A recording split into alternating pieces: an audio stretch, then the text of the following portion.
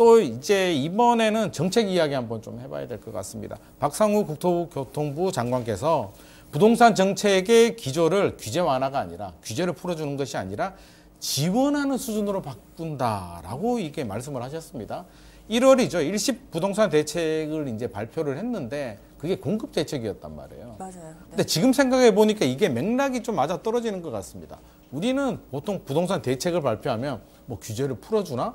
규제를 묶나? 라는 데 초점을 맞추는데 국토부 장관께서 말씀하셨잖아요. 지원해주는 정책이다. 그럼 결국엔 일시 대책도 지원해주는 대책이라는 얘기인데 일시 대책 이제 시간이 좀 지나니까 저도 이제 좀 가물가물한데요. 내용 한번 좀 정리 좀 해주시면 좋을 것 같습니다. 네. 그래서 이번에는 규제 완화 그리고 공급 대책 이런 부분들 함께 좀 포함됐다고 보시면 되고요.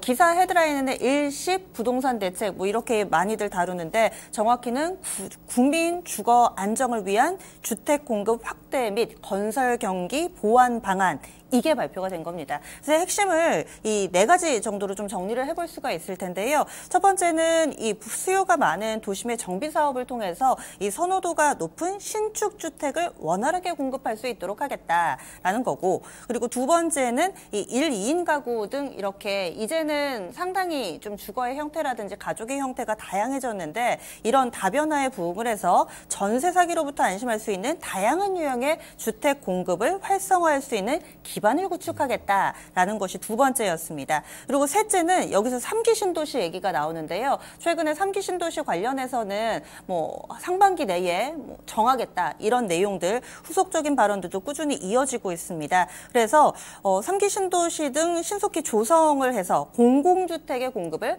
확대하겠다라는 내용 세 번째로 볼 수가 있겠고요. 그리고 마지막 네 번째로는 주택 공급 사업이 안정적으로 추진될 수 있도록 건설사의 자금 흐름을 개선을 하고 사업장별로 이 재무 구조를 정상화하는 데 지원을 하겠다. 최근 들어서 사실 PF다 뭐다 좀 힘든 건설사들이 많잖아요. 그래서 이런 부분들에 대한 지원책도 같이 포함이 됐습니다. 그런데 여러 가지 내용들 가운데서 가장 좀 언론에서 주목하고 있는 것은 재건축 규제 완화잖아요. 그래서 일시 대책이 거의 뭐 재건축 규제 완화 대책이다 이렇게 보시는 분들도 많으시던데 이 재건축 규제 완화 관련해서는 속도는 빠르게 문턱은 낮추고 그리고 사업성은 높인다. 이렇게 세 가지를 기준으로 해서 이 패스트 트랙이라는 걸 도입한다고 합니다. 그래서 재건축하려면 여러 가지 이렇게 절차들이 있는데 이런 부분들을 좀 한 번에 한다든지 아니면 좀 간소화할 수 있는 예를 들어서 안전지단 통과 전에도 정비 사업에 착수할 수 있게 한다든지 아니면 정비구역 지정과 조합 설립을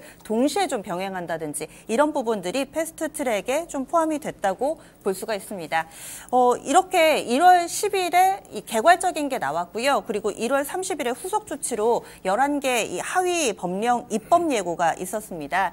여기에서도 구체적인 내용, 예를 들어서 뭐 주차장 기준 완화라든지 그리고 사업 추진 요건 완화 등등의 내용들이 포함이 돼서 지금은 입법 행정 예고 돼 있는 상황입니다. 내용이 굉장히 많네요. 네. 부동산 전문가인 제가 들어도 이렇게 많았나 하는 생각이 드는데 우리 시청자들이 볼 때는 사실 잘 이해도 안 될 것 같고요. 그냥 제 머릿속에는 그것만 기억이 납니다. 그냥 재건축, 안전진단 뭐 없이 그냥 추진한다. 이거 하나만 저는 기억이 나는데 아마 우리 시청자들도 그럴 것 같습니다.